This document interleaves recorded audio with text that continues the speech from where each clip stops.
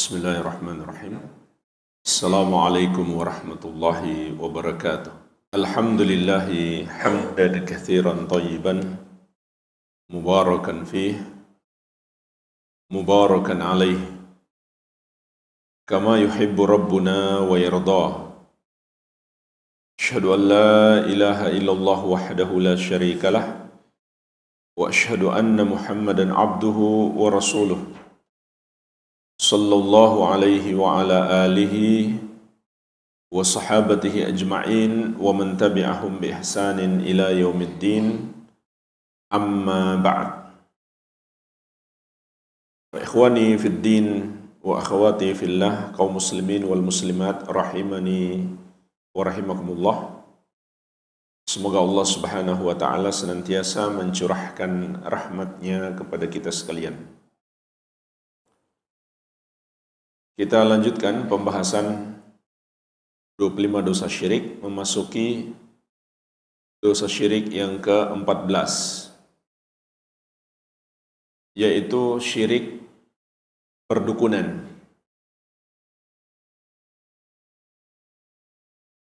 Ketika seseorang melakukan praktek perdukunan atau mempercayai para dukun atau ramal-meramal, mengaku-ngaku tahu ilmu gaib,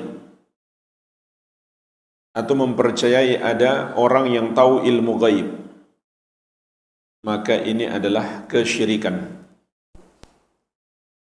Karena yang maha tahu ilmu gaib hanya Allah subhanahu wa ta'ala. Sebagaimana di surat An-Naml ayat ke-65, Allah subhanahu wa ta'ala menegaskan, Qul la ya'lamu man fis samawati wal ardil ghaiba illallah. Katakanlah, tidak ada yang mengetahui perkara gaib, satupun makhluk di langit maupun di bumi, kecuali Allah subhanahu wa ta'ala. Dan para dukun itu adalah orang-orang yang sok tahu ilmu gaib. Imam Al-Allamah Sulaiman bin Abdullah rahimahumallahu ta'ala dalam kitab beliau Taisirul Azizil Hamid menjelaskan, wal kahana iddi'a ilmil ghaib. Yang dimaksud dengan perdukunan adalah mengaku-ngaku atau mengklaim mengetahui ilmu ghaib, kal ikhbar bima sayaqa'u fil ardi, seperti mengabarkan tentang apa yang akan terjadi di bumi, meramal-ramal masa depan, ma'al istinad ila sababin, dengan bersandar pada suatu sebab. Wal aslu fihi istiraqul jin as-sam'a min kalamil malaikah. Namun sebab utamanya adalah bersandar pada para jin yang mencuri berita dari ucapan malaikat. Fatulqihi fi udhunil kahin. Lalu dia membisikkan apa yang dia curi dari pembicaraan malaikat itu ke telinga seorang dukun. Wal kahinu yutlaqu 'ala al-'arraf walladhi yadribu al-hasa wal munajjim.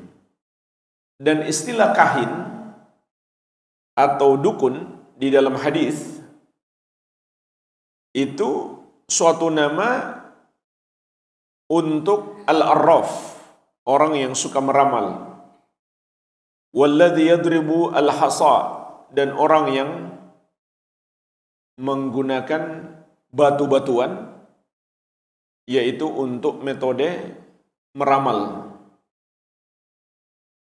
Wal munajjim, dan ahli nujum. yaitu orang yang meramal dengan bintang-bintang. Maka mereka itu semua disebut dukun. Jadi ini jemaah sekalian, pengertian al-kahana, perdukunan. Maka ini adalah kesyirikan karena di dalamnya ada iddia ilmil ghaib. Klaim mengetahui ilmu gaib, padahal itu termasuk kekhususan milik Allah Subhanahu wa taala. Bahkan para nabi dan rasul pun tidak tahu ilmu gaib. Bagaimana mungkin kita percaya bahwa para dukun itu bisa mengetahui ilmu gaib, bisa mengetahui tentang masa depan. Para nabi dan rasul sekalipun tidak mengetahuinya. Kecuali Allah Subhanahu wa taala berikan wahyu. Dan Allah berikan wahyu tentang hal gaib itu khusus kepada para nabi dan rasul. Dan hanya sedikit yang Allah beritahukan kepada mereka. Oleh karenanya, kalau Allah tidak beritahukan, mereka tidak mungkin tahu. Sehingga ketika Rasulullah SAW ditanya, mata sa'ah, kapan hari kiamat? Beliau tidak menjawab. Karena Allah tidak memberitahukan kepada beliau kapan hari kiamat. Malaikat Jibril pun tidak tahu kapan hari kiamat. Ketika malaikat Jibril alaihissalam bertanya untuk mengajari hadirin di majelis tersebut, akhbirni anisa'ah, kabarkan kepadaku wahai Muhammad kapan hari kiamat. Maka Nabi SAW menjawab, mal mas'ulu anha bi'a'lama minas sa'il. Tidaklah yang ditanya lebih tahu daripada yang bertanya. Artinya kita sama-sama nggak tahu. Jadi malaikat Jibril alaihissalam, malaikat yang paling mulia, dan Nabi Muhammad SAW, hamba Allah yang paling mulia, sama-sama tidak tahu perkara gaib. Sehingga mereka tidak tahu kapan hari kiamat, karena Allah Subhanahu wa ta'ala tidak memberitahukan. Jadi, kalau malaikat saja nggak tahu perkara gaib, para nabi tidak tahu perkara gaib, bagaimana mungkin kita meyakini ada orang khusus, bukan nabi, bukan pula malaikat, dia tahu perkara gaib. Berarti dia lebih hebat dari nabi dan malaikat. Subhanallah. Bahkan ada yang mengatakan para dukun itu sebenarnya kiai. Tapi kiai khas, kiai khusus, kiai spesial. Dia nggak ngerti fikih, nggak ngerti akidah, dia spesialisasinya ilmu gaib. Ini cara untuk menyesatkan manusia. Memang kenyataannya demikian. Para dukun itu di tengah masyarakat nggak disebut dukun. Bahkan ada yang dipanggil kiai, ada yang dipanggil ustadz, atau disebut orang pintar, paranormal. Nama-namanya begitu baik kedengaran. Padahal dia adalah makhluk yang paling kafir. Termasuk makhluk yang paling kafir adalah para dukun. Karena jemaah sekalian, nanti kita akan sebutkan bagaimana proses mereka mendapatkan bisikan-bisikan gaib adalah dengan bantuan setan. Dan setan tidak mungkin membantu secara gratis. Dia harus menjadi budak setan terlebih dahulu. Sehingga makin banyak dosanya, makin kafir dia, setan semakin senang untuk membantunya. Maka dia pun semakin sakti. Oleh karenanya jemaah sekalian, di dalam Islam tidak ada yang namanya kesaktian atau ilmu kanuragan, atau mereka sebut juga ilmu hikmah. Ini juga penipuan. Perdukunan mereka sebut ilmu hikmah atau karomah. Karomah tidaklah seperti yang dimiliki oleh para dukun. Karomah itu milik wali Allah Subhanahu wa ta'ala. Itu pun tidak datang kapan dikehendaki oleh wali tersebut. Ini cara-cara mereka untuk menipu orang. Katanya dia wali spesial, punya karomah. Ternyata yang mereka maksudkan dengan karomah adalah sihir dan perdukunan. Dan di dalam hadis Rasulullah SAW mengingatkan, man ata arrafan fasa'alahu an syai' lam tuqbalahu salatun arba'ina lailatan. Barang siapa mendatangi tukang ramal lalu bertanya tentang sesuatu, maka tidak diterima solatnya selama 40 malam. Di dalam hadis ini mengandung peringatan keras bagi yang mendatangi para dukun atau tukang ramal, kemudian berinteraksi dengannya, bertanya-tanya kepadanya. Tapi hadis ini tidak disebutkan dia sudah percaya. Artinya, meskipun dia belum percaya, maka solatnya tidak diterima selama 40 hari 40 malam. Penyebutan dalam hadis 40 malam itu sudah mencakup harinya juga. Dan di riwayat yang lain disebutkan arba'ina yauman, 40 hari. Jadi kalikan saja 40 kali 5 solat wajib. Kalau dia lakukan di bulan Ramadan, na'udzubillah, solatnya selama bulan Ramadan tidak diterima. Hanya saja Imam An-Nawawi rahimahullah menjelaskan maksud hadis ini,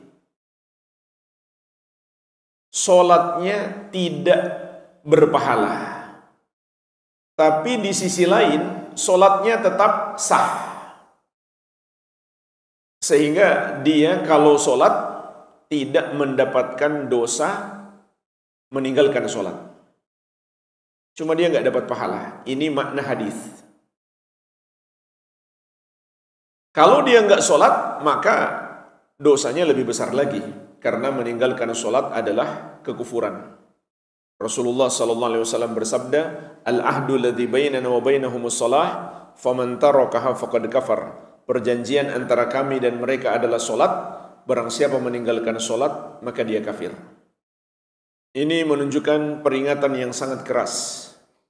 Orang yang berinteraksi dengan dukun, dia dihukum oleh Allah Subhanahu wa taala, salatnya tidak dikasih pahala selama 40 hari 40 malam. Dan hadis ini belum menyebutkan dia percaya kepada dukun itu. Kalau dia percaya, lain lagi hukumnya. Terdapat di dalam hadis yang lain, diriwayatkan oleh Imam Ahmad dari Abu Hurairah, juga oleh Al-Bazzar dari Jabir radhiyallahu taala anhum ajma'in. Rasulullah sallallahu alaihi wasallam bersabda, "Man atakahinan aw arrafan fasaddaqahu bima yaqul." Barang siapa mendatangi dukun atau tukang ramal lalu membenarkan apa yang dia katakan. Jadi ini bukan sekedar berinteraksi, tapi percaya kepadanya.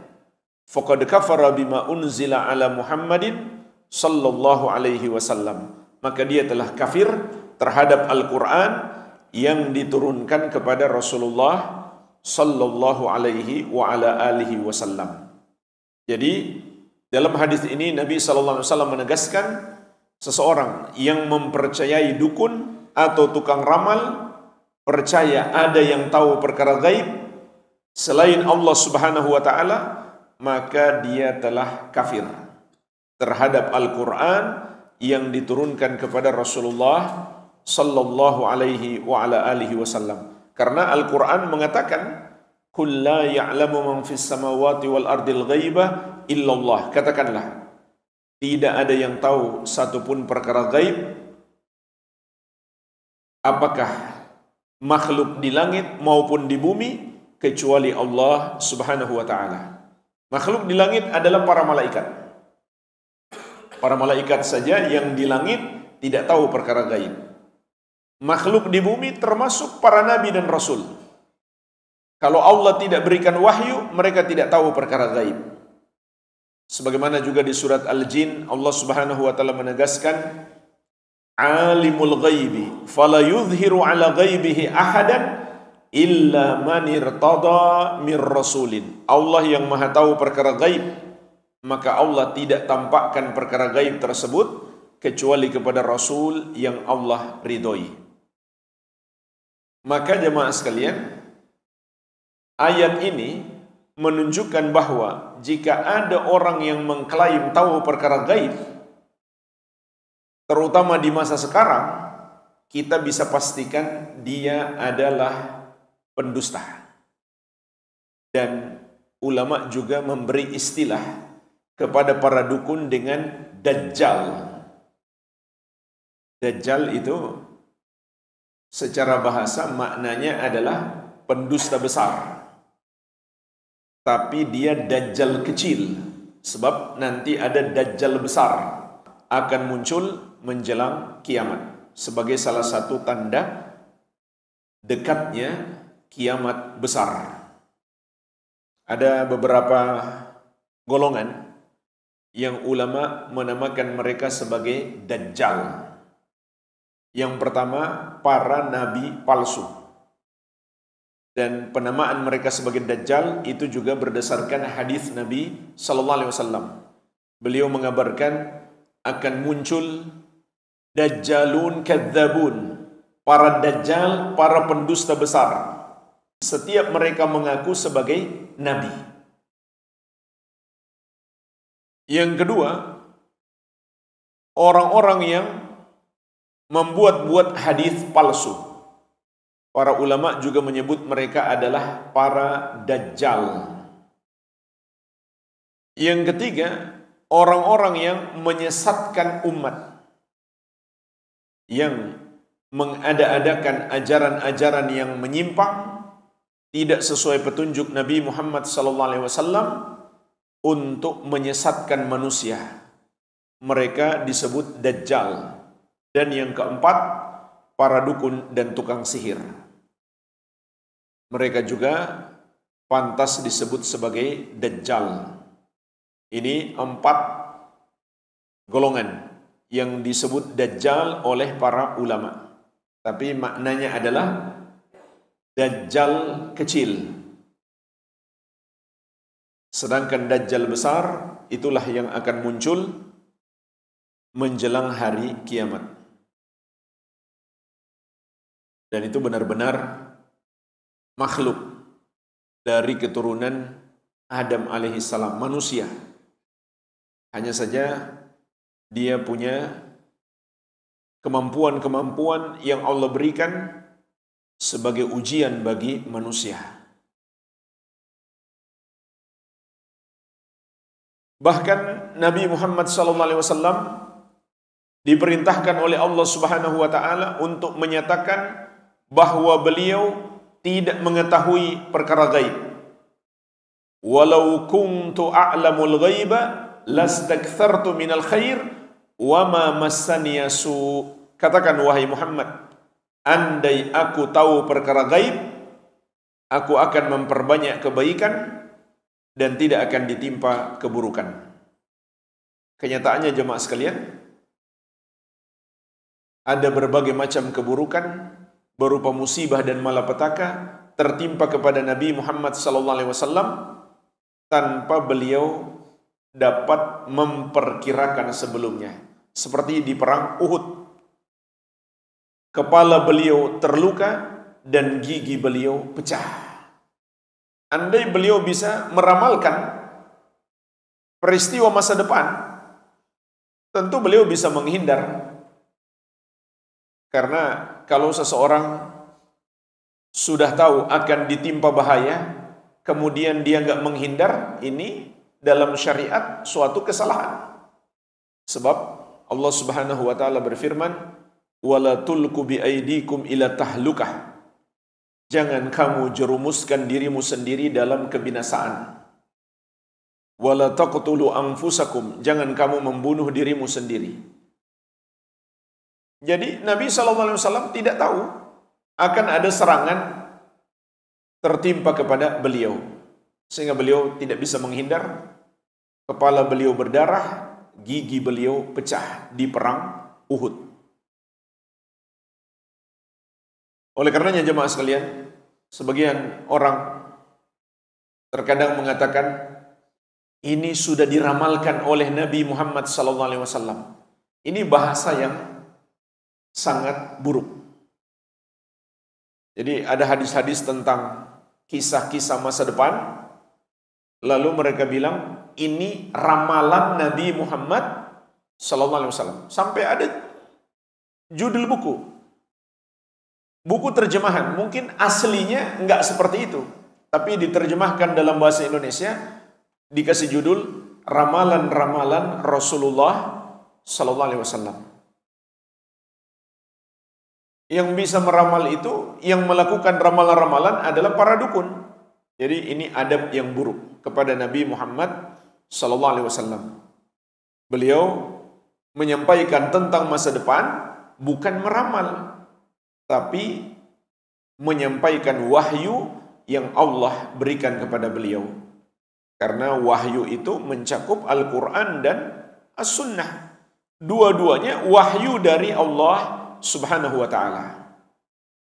Wa ma yantiqu 'anil hawa in huwa illa wahyu yuha. Tidaklah yang Muhammad sampaikan kepada kalian berasal dari hawa nafsunya, melainkan wahyu yang diwahyukan kepadanya. Jadi ini kesalahan fatal. Sebagian penulis atau penerjemah mereka menyebut ini sudah diramalkan oleh Rasulullah SAW. Peristiwa ini sudah beliau ramalkan. Ini bahasa yang tidak tepat.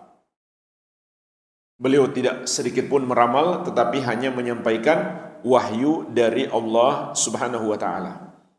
Jadi jemaah sekalian, berdasarkan hadis yang telah kita sebutkan, ada dua macam orang yang berinteraksi dengan dukun.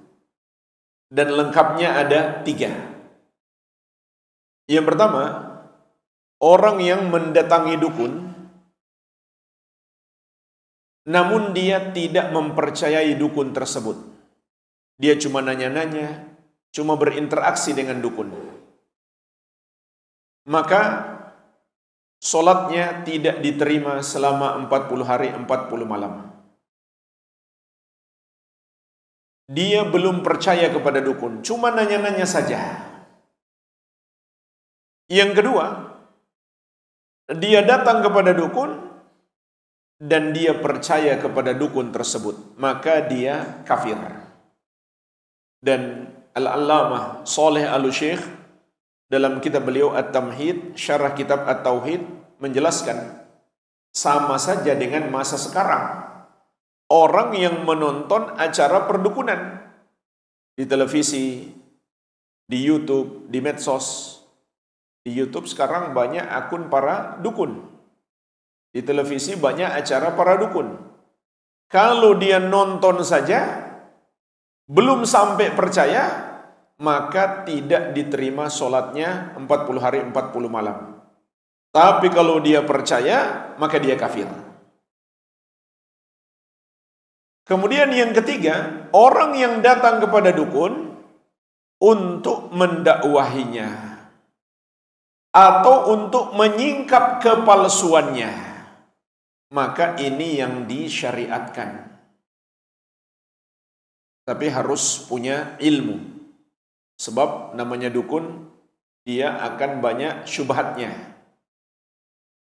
Dan juga harus menguatkan tawakal dan memohon perlindungan kepada Allah Subhanahu wa ta'ala. Karena dia suka bermain sihir. Bisa jadi kita disihir. Jadi harus siap mental juga berhadapan dengan dukun.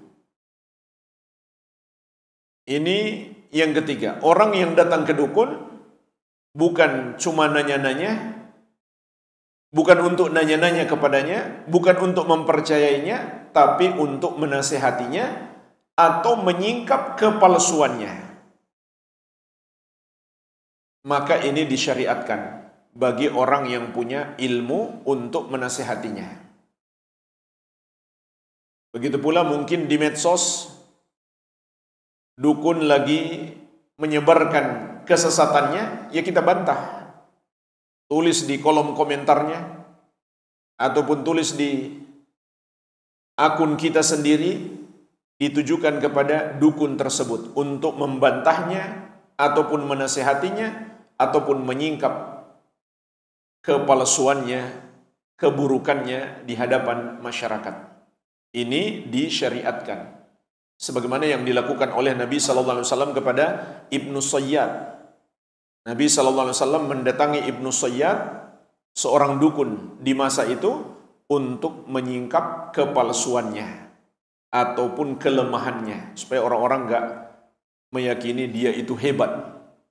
Maka Nabi SAW datang untuk menunjukkan kepada masyarakat dia itu bukan yang tahu perkara gaib, bukan yang hebat. Dan ada kisah Imam Al-Allamah Al-Muhaddits Al-Faqih Al-Albani rahimahullahu ta'ala. Beliau pernah mendatangi seorang dukun yang katanya dukun ini punya satu spesialisasi. Apa itu? Bisa membuat orang-orang berkomunikasi dengan orang yang sudah wafat. Jadi ini spesialisasi dukun tersebut. Dia buka praktek dan memberikan jasa bagi yang mau berkomunikasi dengan orang-orang yang sudah wafat. Dia bisa bantu. Maka Imam Al-Albani rahimahullah datang ke tempat prakteknya. Mau minta berkomunikasi dengan Imam Al-Bukhari.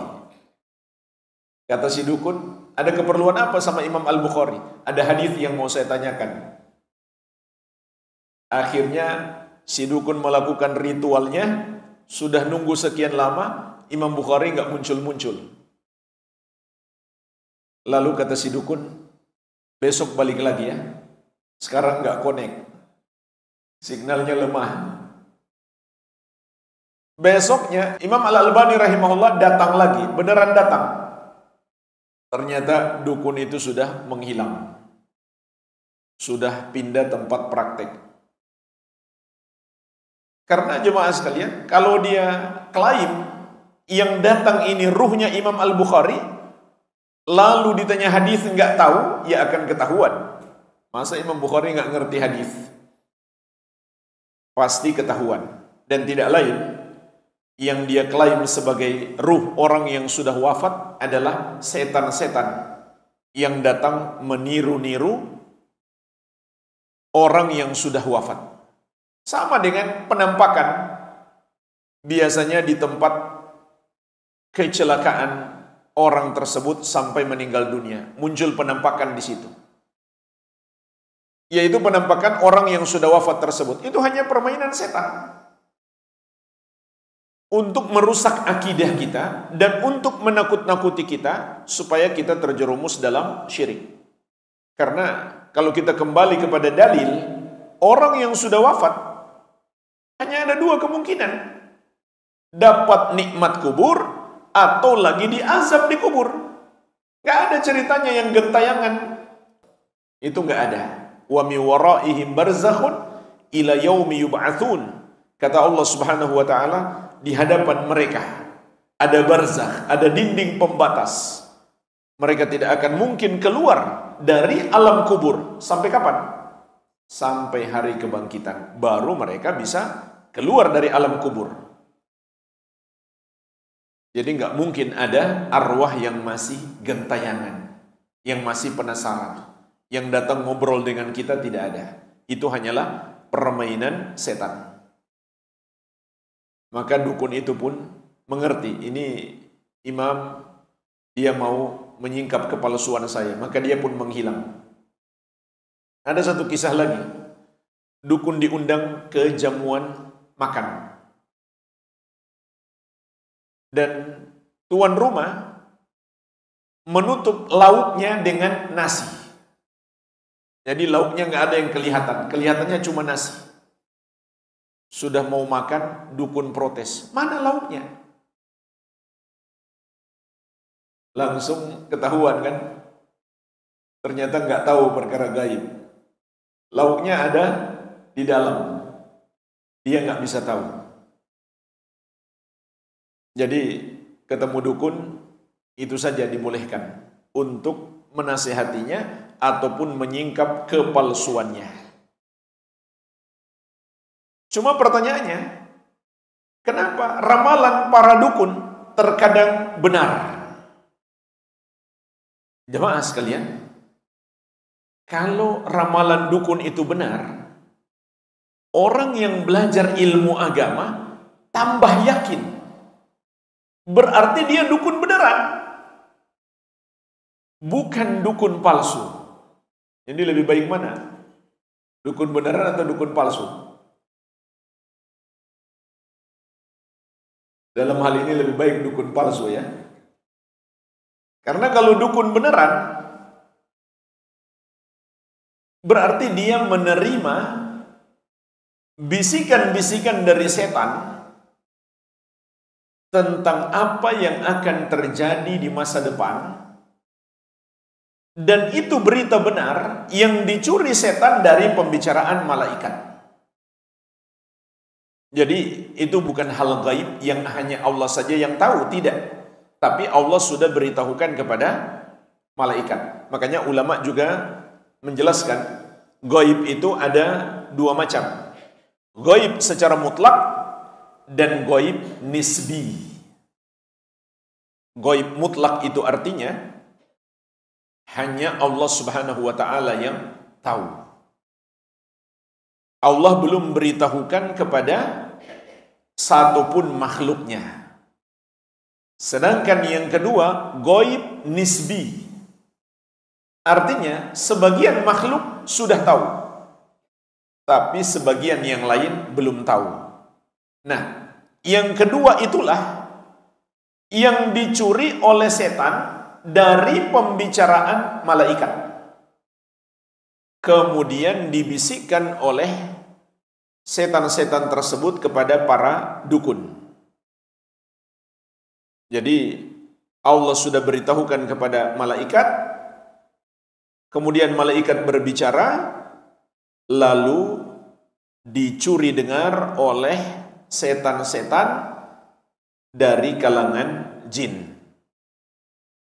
Sebagaimana Allah sebutkan di surat Al-Jin ayat ke-9 tentang aktivitas setan ini. Allah menyebutkan ucapan para jin yang sudah masuk Islam.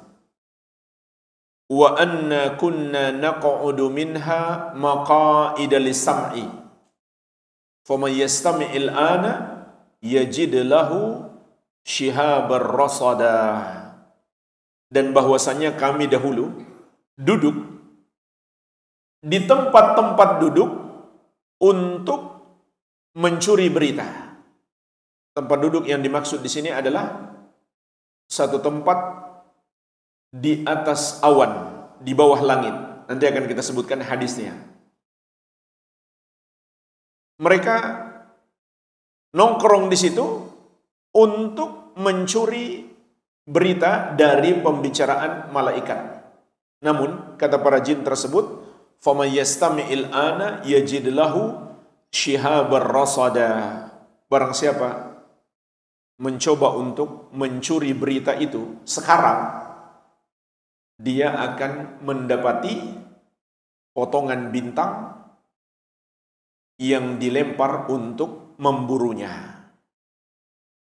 Yaitu setelah diutusnya Nabi Muhammad sallallahu alaihi wasallam, mereka tidak bebas lagi untuk mencuri berita tersebut. Tapi bukan berarti mereka tidak melakukannya, mereka masih melakukannya. Sebagaimana dijelaskan dalam banyak hadis, mereka masih melakukannya. Di dalam hadis yang diriwayatkan Al-Bukhari dan Muslim dari Ummul Mukminin Aisyah radhiyallahu anha, Rasulullah sallallahu alaihi wasallam bersabda, "Innal malaikata tanzilu fil anan." sesungguhnya malaikat turun di al-anan wa huwa sahab, yaitu awan. Fatadhkurul amra qudiya fis sama. Lalu mereka membicarakan tentang apa yang ditetapkan di langit. Fatastariqu asyayatin as-sam'a. Maka setan-setan pun mencuri dengar. Fatasma'uhu, sehingga mereka bisa mendengarkan. Jadi jemaah sekalian, malaikat itu sudah turun ke awan, lalu setan-setan itu mencuri dengar. Jadi bukan bermakna mereka bisa menembus langit, tidak. Allah Subhanahu wa taala tidak mengizinkan orang-orang kafir diangkat ke langit. Sebagaimana juga dalam hadis tentang perjalanan ruh orang kafir tidak dibukakan untuknya pintu-pintu langit. Allah sebutkan di Al-Quran juga, di surat Al-A'raf, la tufattahu lahum abwabus sama, tidak dibukakan untuk mereka pintu-pintu langit. Jadi langit itu tidak sembarang dan jaraknya juga sangat jauh. Disebutkan dalam athar, jarak dari bumi ke langit adalah 500 tahun perjalanan. Dan untuk ke langit yang pertama ada pintu-pintunya, dijaga oleh para malaikat. Mau masuk minta izin dulu. Kalau Allah izinkan baru pintunya dibuka. Jadi setan-setan itu bukan naik ke langit, tapi satu tempat di atas awan di bawah langit. Dari situlah mereka mencuri pembicaraan malaikat. Kemudian lanjutan hadis kata Nabi sallallahu alaihi wasallam, fatuhihi ilal kuhan. Lalu mereka sampaikan kepada para dukun. Fayakdzibuna ma'aha mi'ata kadzbatin min indi anfusihim. Lalu para dukun itu menambah dari diri-diri mereka sendiri terhadap satu berita yang benar itu dengan 100 kedustaan. Jadi cuma satu berita yang disampaikan setan ditambah oleh para dukun dengan 100 kedustaan. Tapi tetap orang percaya. Padahal cuma satu berita benar ditambah dengan banyak kedustaan padanya. Sebagaimana dalam riwayat yang lain kata Nabi sallallahu alaihi wasallam, fayuqal, sehingga dikatakan di muka bumi, yaitu manusia yang percaya kepada dukun, mereka berkata, alaysa qad qala lana yawma kadza wa kadza kadza wa kadza? Bukankah si dukun itu telah menyampaikan kepada kita pada hari ini dan itu akan terjadi ini dan itu? Fayusaddaqu bitilkal kalimati allati sumi'a minas sama, maka dia pun dipercaya, dibenarkan karena ada satu berita yang dicuri dari langit. Inilah jemaah sekalian sebabnya mengapa apa yang diramalkan para dukun itu benar-benar terjadi seperti yang dia ramalkan. Maka justru itu membuat kita semakin yakin bahwa berarti dia dukun asli, bukan dukun palsu. Itu dukun asli. Tapi orang-orang bodoh malah terpukau. Ternyata dia hebat, sehingga mereka menamakan dia sebagai orang pintar. Mereka percaya dia tahu perkara gaib. Hanya karena apa yang dia sampaikan benar-benar terjadi. Padahal sudah dia tambah dengan 100 kedustaan. Contoh jemaah sekalian, kedustaan itu ucapan-ucapan yang menjerumuskan dalam syirik.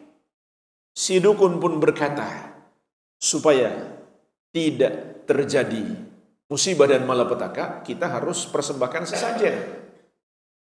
kita harus bikin upacara sesajen. Kita harus menyembelih hewan untuk persembahan kepada penunggu di laut ini atau di gunung itu. Ini contoh bagaimana cara dukun menyesatkan manusia. Sayangnya dukun ini di tengah-tengah masyarakat nggak dianggap dukun. Mungkin dia dipanggil sebagai ketua adat atau bahkan kiai dan ustadz yang spesial. Bahkan bukan ustadz sembarangan, ustadz spesial. Inilah yang terjadi.